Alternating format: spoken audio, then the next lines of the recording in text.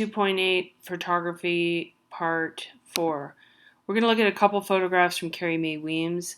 On the left, she's an African American artist, and she is portraying family life, home life in a really rich, detailed photo. Not meaning there's a lot of items here, it's very simplistic composition, but just really rich, careful, soft mid-tones here, very dark darks, lights, that kind of thing. So she's capturing this image in kind of a reverent, sweet sort of way. Woman and daughter with makeup. So she has this kitchen table series that she's using to document life. Now on the other side, and we talk about this a little bit about controversies that some artists get into, where do they show the dark history or do they push forward more positive imagery? And she does both here. This is a separate photo, separate instance, but this is called You Became a Scientific Profile. Now remember I was telling you there was a dark side to early photography. Well, this is it. This one, I believe, is a replica that she set this up to sort of mimic these early daguerreotypes that were taken in the 1850s, 60s, and so on. I think even into the 1900s for quite a long time. And what they were this sort of crap science that was being floated around, and criminals were photographed too, and people of different ethnicities. And what these guys were trying to prove, and they used a bunch of photographers to support their data collection, if you will, was that they were trying to prove that head shape, that like a sloping forehead was one of them, and some other things. I don't remember all, but you can look up phrenology is what it's called, Phrenelogy. But it was circulating, much like many other philosophies and theories at that time. A lot of junk got in there, as well as real science.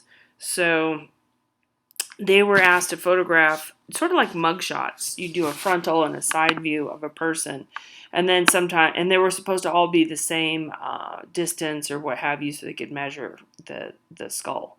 There were other attributes they measured as well, but the women were stripped to the waist, not for any real reason, just pretending they're, sort of like, how do you want to say, putting on this scientific doctor-like persona, and they're really just taking nude photos, without really any permission or any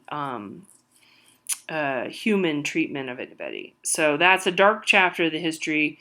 You can look into that, but that's unfortunately, there's a great number of sort of mugshots of a bunch of different people sort of trying to prove this weird theory. Okay, so the kitchen table series, like I said, it's a really nice, clear focus, glossy gelatin silver print, really elevating the subject in terms of its care and its love, both in spending the time to photograph this carefully and also in the materials that are being used and the techniques being used. So attention to the subject rather than the technique or appearance of the photograph itself. Storytelling and Stowe retelling, that's her retelling this story and putting it into context for us. So the black and white clear focus versus these rephotographed 19th century daguerreotypes, restoring some dignity and promoting respect.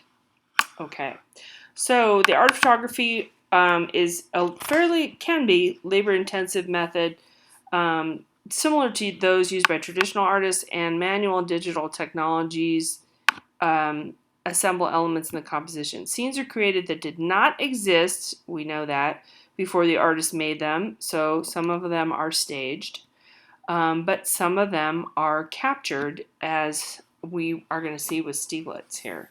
So recording detail and stopping time, some artists or some photographers are more interested, such as your Ansel Adams or your other artists or other photographers going out and capturing reality. Dorothea Lange still gets this capturing of reality, even though she did doctor that one photograph that we know of. But photographs also have the ability to capture a fleeting moment in time, honestly, if that is your intent. With Stieglitz, the steerage is a very famous photograph, 1907. He had a gallery that promoted early modernists and photography, and he was elevating the form from that time frame. He was really trying to get more of a focus on photography. He was also married to Georgia O'Keeffe, so he was a very famous person and a photographer himself. He's on a boat trip here, and he takes a photo, and you can really literally see the middle class up here and the lower class literally the next deck down. They're just kind of randomly walking around, the laundry's out, and so on. That's called steerage, the third class traveling cabins that they used to have.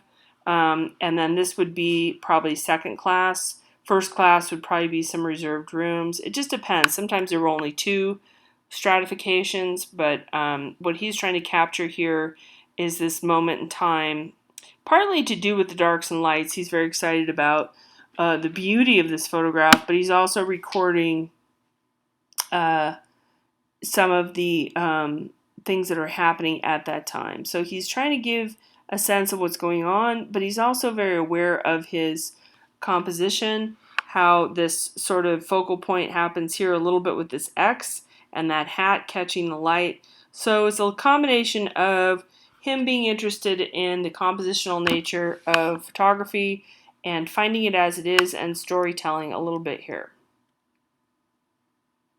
He's promoting it as a fine art medium. So he's looking for composition of shapes and rhythms and some abstract painting, sort of like not staging it so it looks beautiful and posed. This is another really famous artist. He's passed away recently. Actually, I don't know exactly. He was not in good health. But mid-60s through the 70s, he photographed a lot of street imagery, people mostly. And Gary Winograd, and this is one of his most famous photographs. He's at the Central Park Zoo. And what he does is he does this sort of snapshot, sneaky photography. He pretends like he's fixing his camera or adjusting it, and he sort of holds it down, and then he quickly flips it up and takes an image so that the subject, the people, aren't aware of him photographing them, okay? So he's getting some fleeting images, and a lot of his work was sort of controversial in that he didn't get permission from a lot of these people, and he would just kind of run around and take these photos. But they're really interesting because it's far more realistic, you could say, than most photography, because no one knows he's doing it, and he's trying to capture the moment in time. And this is the Central Park Zoo. And I'm sorry, I'm forgetting the whole story on this. You can look this up, actually. You can look up this image. But I believe this couple, interracial couple here, very early, had these pets that were monkeys, and they're in the zoo as well. And I'm forgetting the details there. But there's a number of photographs of the two of them, but this is the famous one that was circulated. So it's a snapshot aesthetic, spontaneous. He would leap, jump. He would just run around like a crazy madman and take just rolls and rolls of film. But it looks casual, but he knows what he's doing. All right, so Nikki S. Lee, she is known for dressing and changing her look and then taking photographs with people, sort of selfies, but on another level of like, she's costumed. You can kind of see she's wearing a wig here. It doesn't look all that strange, really, until you start to notice that perhaps, she's got a wig on and some, eye makeup or different makeup or whatever. She doesn't quite look like the rest of the people around her, but she's always kind of going into these different situations and being photographed. And that's kind of more recent, 2001. I believe she's still doing this project. So reality and artifice in the Anthropocene, that's where we are today. The Anthropocene, we are affecting the world. So you always hear about like the Jurassic period or the different eras of time. We are now in the Anthropocene, where we are affecting the climate change. We're affecting systems and many different things that are happening in the world, we started to affect the world. So that's what we're calling it. So in this artwork, Burtynsky, he photographs these giant scale photographs, and this is quite a large negative as far as I know, and he prints them really large. But he comments on the mechanization and the grand scale of humanity doing its general activities, and this is called Manufacturing Number 17, Deta Chicken Processing Plant. So it's this lack of color and the industrial grimness, this, gradation of color all around here, just this neutral tone. And then people in these pink outfits with blue aprons and gloves, and then red little bins that they're putting the colors in. So it's evidence of the fact that chicken bones are expected to be a defining marker in the geologic profile of the Anthropocene, because we eat so much chicken all over in the world, and it's really increased factory farming since the 1950s. So this is just an image of showing us what factory farming ends up like, and factory processing, and sort of reporting a snapshot in time. So that's what he's doing. You'll see things like the 99-cent store and other things photographed in this way. So it's an impression of sort of a landscape, if that makes sense, and it encourages the viewers to contemplate the mass impact that we have on the planet. It's sort of a snapshot into the back door, if you will. This is a strange one, Death by Cotton Candy. I'm not familiar with Edberg's work at all, but this is an altered photograph, of course, and a staged, so we just flip-flopped here. And she lives in Mexico, and she exhibits her work all around the world. And she's looking for extreme ways to define our human nature. This is a quote in the book. Particularly the artificial world we inhabit and the nonsense that it generates. That's on page 332. And this is Death by Cotton Candy. And this woman, she's in a flowered dress, runs through a field of pink flowers carrying a stick of cotton candy. She looks behind her, this pink tornado, and it's likely atomic,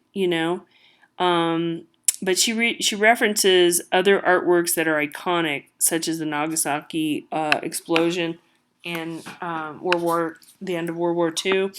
So she's kind of making it sort of feminine, and what the colors of femininity and just sort of artifice, if that makes sense, versus nature here, which we see down here in the earth and dirt and the grass. But commenting on toxicity, commenting on the grand scale, again, of the Anthropocene on the planet.